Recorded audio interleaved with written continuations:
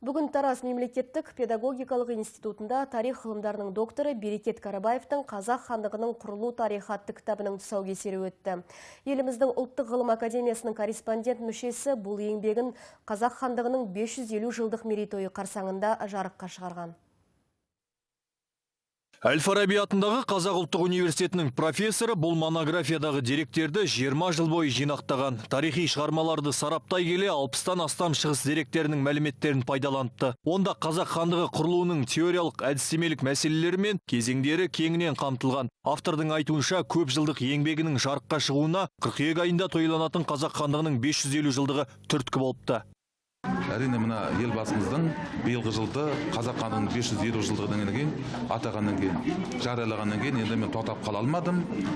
Өзімнің жазған еңбектердің бәрін бір халыққа ұсыну керек болды. Сол міне сәтті болып, өткен жылдың желтоқсан айының соңында Қазақ хандығының құрылу тарихы атты монографиямды көлемі 521 Алматыдағы Сардар баспасы кітап қылып шығарды.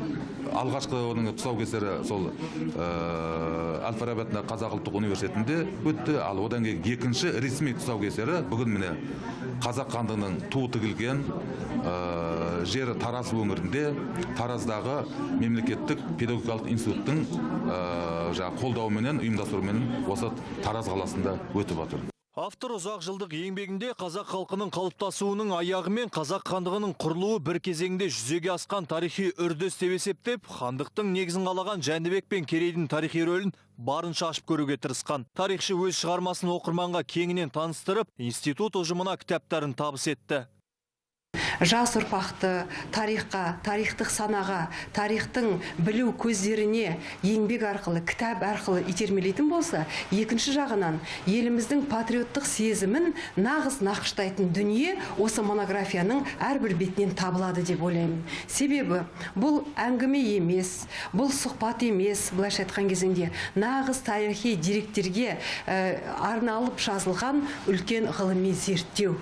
Институт ректорының айтуынша, бұл оқулық оқу ордасындағы тарих факультетінің студенттеріне таптырмайтын оқу құралы, әрі жаңа зерттеулерге жол ашық дейді. Әнуарбек Жәлел, Дәурен Әбішев, Қазақ Ньюс, Тараз.